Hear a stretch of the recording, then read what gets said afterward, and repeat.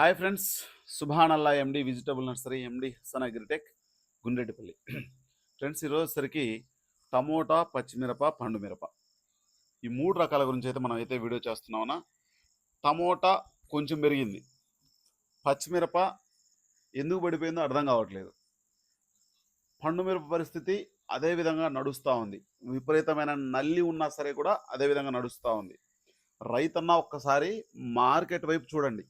మీరు మిరప వేస్తున్నామా, టమోటా వేస్తున్నామా, పండు మిరప వేస్తున్నామా అని కాకుండా ఒక్కసారి మార్కెట్ వైపు చూడండి. అసలు ఏం జరుగుతుందో ఒకసారి ఆలోచన చేయండి.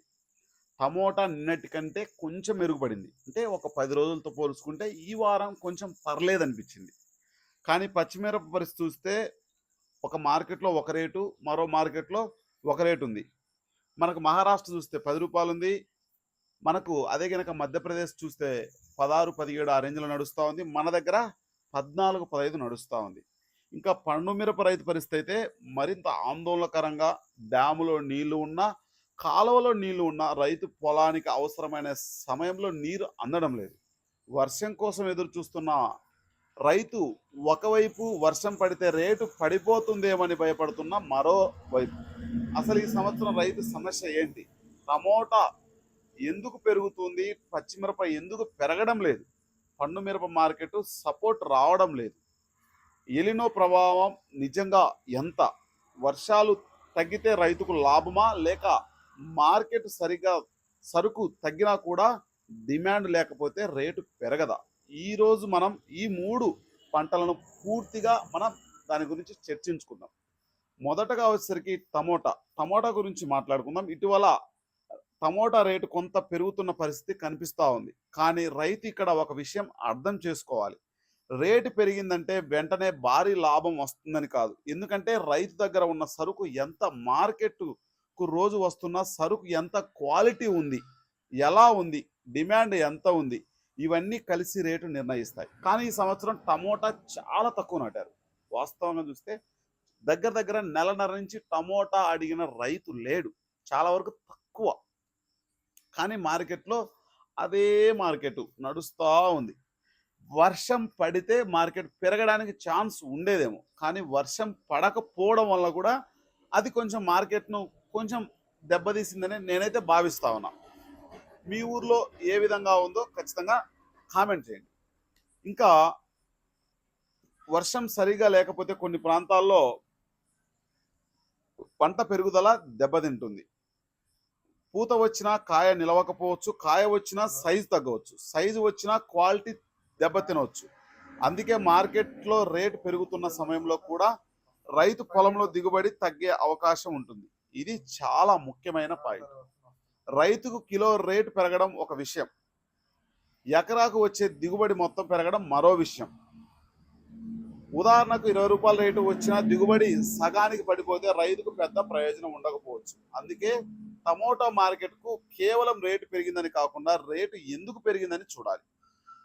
ఇక ముందున్న రోజుల్లో కొత్త పంట మార్కెట్కు ఎంత వస్తుంది, పాత పంట ఎంత మిగిలి ఉంది, వర్షాల పరిస్థితి ఎలా ఉంది, ఇవన్నీ టమాటా రేటుకు చాలా కీలకం. వాస్తవంగా టమోటా రైతులు చాలా వరకు భిన్నంగా ఉంటుంది. కర్రగట్టె రైతులు విపరీతంగా సాఫ్ట్వేర్లు, చాలామంది గవర్నమెంట్ ఎంప్లాయీస్ చాలామంది ఏం చేస్తున్నారంటే కర్ర కడదామనే అదొక ఫ్యాషన్ లాగా లక్షన్నర అయినా సరే కూడా ఎవరు కూడా వెనుకం చేయకుండా విపరీతంగా టమోటా షోయింగ్ అయితే చేస్తూ ఉన్నారు. 10 ఎకరాలు, 15 ఎకరాలు, రకరకాల విస్తీర్ణాలు మనకైతే టమోటా వేయడం అయితే జరుగుతూ ఉంది. దానివల్ల మార్కెట్ను కొంచెం తగ్గడం అయితే జరుగుతూ ఉంది. ఇది టమోటా గురించి పూర్తి టాపిక్. ఖచ్చితంగా మీకు ఏమైనా డౌట్లు ఉంటే ఖచ్చితంగా ఇదే మార్కెట్ ఉంటే కూడా రైతుకు మంచి జరిగే అవకాశం ఉంటుంది. ఖచ్చితంగా కామెంట్ చేయండి. ఇంకా విషయానికి వచ్చేసరికి పచ్చిమిరప అసలు గందరగోళం ఇక్కడే. ఇప్పుడు మనం పచ్చిమిరప దగ్గరికి వస్తే ఇక్కడ రైతుకు పెద్ద ప్రశ్న, పంటకు వర్షం లేదు, నీరు సరిగా లేదు, కొన్ని ప్రాంతాల్లో పూత కాయ సమస్యలు వస్తున్నాయి. కానీ రేట్ ఎందుకు పెరగలేదో నాకైతే అర్థం కావట్లేదు. ఈ సమస్యలు వాస్తవంగా రాష్ట్రంలో ప్రతి ఏరియాలో ఉంది. వర్షం లేదు, కాయ పూత రాలిపోతుంది, అయినా సరే సరుకు కావాల్సినంత వస్తుంది. ఇది ప్రభావం ఏ విధంగా ఉంది? అయినా సరే కూడా మనకు మార్కెట్కు సరుకు వస్తుందంటే ఆలోచన చేయండి. కొత్త పంట వేసిన రైతు కూడా రిస్క్లో ఉన్నాడు, అయినా మార్కెట్లో రేటు ఎందుకు పెరగడం లేదు? ఇదే మనం అర్థం చేసుకోవాలి. ప్రస్తుతం కొన్ని మార్కెట్‌లో పచ్చిమిరప ధరలు చాలా తేడాగా ఉన్నాయి. వాస్తవం పోయినసారి బంగ్లాదేశ్‌కు విపరీతమైన డిమాండ్ ఉండేది. మన సరుకు ఈ విధంగా రావడానికి, తగ్గడానికి అంటే మార్కెట్ తగ్గడానికి విపరీతంగా షోయింగ్ జరిగింది. విపరీతంగా పచ్చిమిరప షోయింగ్ ఎక్కువ జరిగింది ఈ సంవత్సరం. ప్రతి ఏరియాలో పోయినసారి ముందుగా డబ్బులొచ్చాయనే ఉద్దేశంతోటి రైతు పోయినసారి మా ఇంటి పక్కనోళ్ళకి డబ్బులొచ్చాయి, మా ఊరోడికి డబ్బులొచ్చాయనే ఉద్దేశంతోటి పచ్చిమిరప ఏసే బెల్ట్‌లో 10 ఎకరాలు ఏసేవాళ్ళు 20 ఎకరాలు, 20 ఎకరాలు ఏసే బెల్ట్‌లో 100 ఎకరాలు ఆ విధంగా పడడం వల్ల మార్కెట్ చాలా వరకు తేడా పడింది. ఇప్పుడు హైదరాబాద్‌లో ప్రస్తుతానికి రూ. 26 ఉందనుకోండి కేజీ. కనిష్ట మనకు వ్యత్యాసం కనిపిస్తా ఉంటది. అదే గనక మనకు క్వాలిటీ మార్కెట్‌ను దానికి ఆధారంగా నడిచిపోతా ఉంటది. అందుకే రైతు ఊరిలో రూ. 10కి వచ్చిందని, ఇంకో మార్కెట్‌లో రూ. 10 వచ్చిందని మాత్రమే చూడకూడదు. మనం చూడాల్సింది రోజువారీ అరైవల్స్ ఎంతొస్తున్నాయి, క్వాలిటీ ఎంతుంది, డిమాండ్ ఎంతుంది, బయట మార్కెట్‌కు పంపకం ఎలా ఉంది, ప్రాసెసింగ్ ఎగుమతి డిమాండ్ ఎలా ఉంది, కొత్త పంట ఎంత వస్తుంది. ఈ ఖచ్చితంగా 6 పాయింట్లయితే ఖచ్చితంగా ప్రతిదీ టమోటాకైనా, పచ్చిమిరపకైనా, పండు మిరపకైనా. రోజు కొత్త అరైవల్స్ ఎంత వస్తా ఉన్నాయి, మంచి క్వాలిటీ ఎంత వస్తా ఉంది, మనకు డిమాండ్ అనేది ఎంత ఉంది, బయట మార్కెట్లో పంపకం ఎలా ఉంది, మార్కెట్లో నుంచి బయటికి సరుకు వెళ్తేనన్న డిమాండ్ వచ్చేది గుర్తుపెట్టుకోండి. ప్రాసెసింగ్ ఎగుమతి డిమాండ్ ఎలా ఉంది, కొత్త పంట ఎంత వస్తూ ఉంది. ఇక మీరు రైతులతో మనం ఎక్కువగా మాట్లాడుతున్నప్పుడు తప్పకుండా మీరు ఒకటి ఖచ్చితంగా కామెంట్ చేయాల్సిన విషయం ఏంటంటే, మీ ప్రాంతాల్లో పూత ఎలా ఉంది, కాయ నిలుపుదల ఎలా ఉంది, నీటి పరిస్థితి ఎలా ఉంది, 1 ఎకరాకి ఎంత దిగుబడి వస్తుంది అనుకుంటున్నారు. ఇవి రాబోయే మార్కెట్కు చాలా ముఖ్యమైన సంకేతాలు. ఖచ్చితంగా మీరు కామెంట్ చేయాలి. ఎందుకంటే మార్కెట్కు రేటు కన్నా ముందు రైతు పొలంలో పరిస్థితి మారుతుంది. పొలంలో పంట తగ్గుతుంది, తర్వాత మార్కెట్కు వచ్చే సరుకు తగ్గుతుంది, తర్వాత మార్కెట్ రేటుపై ప్రభావం పడుతుంది. కానీ అది వెంటనే జరగదు. ఇది రైతు చెప్పుకోవాల్సిన విషయం. మీరు ఎక్కువ వేయడం వల్ల నష్టం జరిగిద్ది అన్న గుర్తుపెట్టుకోండి. మా ఊర్లో తక్కువ వేసాం, మేము తక్కువ వేసాం అంటే విస్తీర్ణం ఓవరాల్గా విస్తీర్ణం పెరుగుతూ ఉంది ప్రతి ఏరియాలో. ఒకప్పుడు విజయవాడకు సరుకు మన దగ్గర నుంచి వెళ్ళేది, ఒకప్పుడు అనంతపురానికి సరుకు ఎక్కడి నుంచి, బయట నుంచి వచ్చేది. కానీ విపరీతంగా అనంతపురంలో ప్రతి వెరైటీ, అక్కడ పండని వెరైటీ లేదు, గుర్తుపెట్టుకోండి. పండు మిరప రైతుకు, నీరు ఉన్న రైతుకు ఎందుకు సమస్య? ఇప్పుడు అసలు ముఖ్యమైన విషయం ఏంటంటే పండు మిరప రైతు పరిస్థితి ఈ సంవత్సరం చాలా చాలా డిఫరెంట్గా ఉంది. ఒకవైపు నీటి సమస్య, మరోవైపు వర్షాల అసమాన పరిస్థితి, మరోవైపు మార్కెట్. డ్యాములో నీళ్లు ఉన్నా ఆ రైతు పొలానికి ఎప్పుడు వస్తుందో అదే పెద్ద ప్రశ్న. పంటకు అవసరమైన సమయంలో నీరు రాకపోతే రైతు ఎంత మంచి విత్తనం వేసినా, ఎంత మంచి ఎరువులు వేసినా, ఎంత మంచి మందులు కొట్టినా మనకు పంట సామర్థ్యం తగ్గుతుంది. మరోవైపు మార్కెట్లో సరుకు వచ్చినప్పుడు కొనుగోలు చేసే వాళ్ళు ఎంతమంది, డిమాండ్ ఎంత ఉంది, అది కూడా చూడాలి.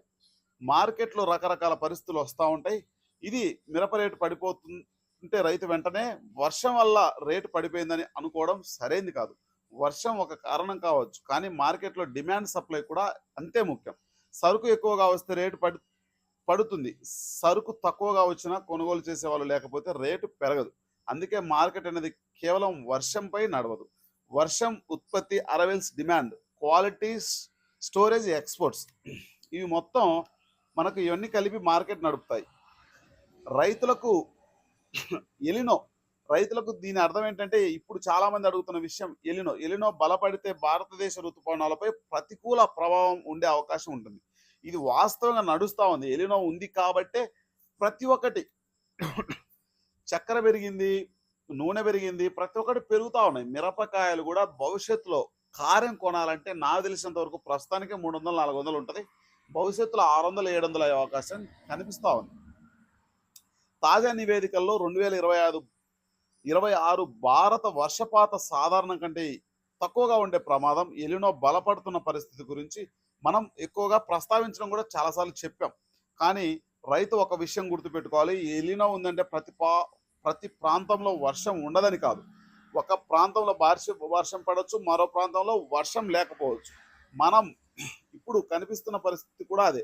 కొన్ని ప్రాంతాల్లో వర్షాలు పడుతున్నాయి, కొన్ని ప్రాంతాల్లో రైతులు నీటి కోసం ఎదురు చూస్తున్నారు. కాబట్టి ఎలినో ఉంది కాబట్టి మార్కెట్ ఖచ్చితంగా పెరుగుతుందని చెప్పడం కూడా తప్పు. అలాగే వర్షం లేదు కాబట్టి రేటు తప్పకుండా పెరుగుతుందని చెప్పడం కూడా తప్పు. మార్కెట్ నిర్ణయించేది చివరకు వరకు మన డిమాండ్. ఇప్పుడు ఈ 3 పంటలు కలిపి చూస్తే ఇప్పుడు టమోటా, పచ్చిమిరప, పండు మిరప మూడు పంటల పరిస్థితి కలిసి చూస్తే ఒక విషయం స్పష్టంగా కనిపిస్తా ఉంది. రైతుకు సమస్యలు కేవలం రేటు కాదు, రైతు సమస్య నీరు, వర్షం, దిగుబడి, మార్కెట్ ఖర్చు, అప్పు, మార్కెట్లో వచ్చే సరుకు, ఇవన్నీ కలిపి సమస్య. టమోటాల రేటు కొంచెం ఊపిరి తీసుకుంటుంది. పచ్చిమిరపలో మార్కెట్ స్థిరంగా లేదు. పండు మిరపల రైతు నీటి కోసం మార్కెట్లో రెండిటికి ఎదురు చూస్తా ఉన్నాడు. ఇంకా ముందు వర్షాలు ఎలా ఉంటాయి, పంట దిగుబడి ఎలా ఉంటుంది, మార్కెట్ అరవెల్స్ ఎంత వస్తాయి, ఇవి రాబోయే రోజుల్లో అసలు కథను నిర్ణయిస్తాయి. రైతన్న ఒకటి గుర్తుపెట్టుకోండి అన్న, ఈరోజు రేటు చూసి రేపు నిర్ణయించలేం. కానీ మీరు అలా ఈరోజు వర్షం చూసి మొత్తం సీజన్ నిర్ణయించలేం. ఈరోజు మార్కెట్ పడిపోయిందని పంట మొత్తం నష్టమని అనుకోకండి. అలాగే ఈరోజు రేటు పెరిగిందని వెంటనే లాభం వస్తుంది కూడా అనుకోకండి. మనకు కావాల్సింది భయపెట్టే వార్తలు కాదు, నిజమైన సమాచారం. రైతు పొలంలో పరిస్థితి ఏంటి, మార్కెట్లో సరుకు ఎంత, వర్షం ఎక్కడ పడుతుంది, నీరు ఎక్కడ ఉంది, డిమాండ్ ఎలా ఉంది, ఇవన్నీ కలిపి చూస్తేనే రేపటి మార్కెట్ కొంతవరకు అర్థం చేసుకోగలం. టమోటా, పచ్చిమిరప, పండు మిరప, ఈ మూడు పంటల్లో మీ పరిస్థితి ఎలా ఉంది, మీ ప్రాంతం పేరు, మీ పంట పరిస్థితి, మీకు వచ్చిన మార్కెట్ రేటు కామెంట్లో ఖచ్చితంగా చెప్పండి అన్న. రైతులందరికీ ఉపయోగపడే సమాచారం అయితే తప్పకుండా మళ్ళీ మాట్లాడుకుందాం. రైతన్న రేటు కోసమే మాత్రమే కాదు, సరైన సమాచారంతో నిర్ణయం తీసుకోవడం మనం కలిసి ఉండాలి. ఇది ఖచ్చితంగా ప్రతి ఒక్కరన్నా నా వీడియో చూస్తున్న ప్రతి ఒక్కరు 10 మందికి షేర్ చేయండి. ఖచ్చితంగా మీకు కంటెంట్ నచ్చితే ఇంకా లైక్ చేయకపోతే లైక్ చేయండి. ఖచ్చితంగా 10 మందికి షేర్ చేయండి, ఫాలో చేయండి, సబ్స్క్రైబ్ చేయండి. ఓకే ఫ్రెండ్స్, బాయ్ మరి.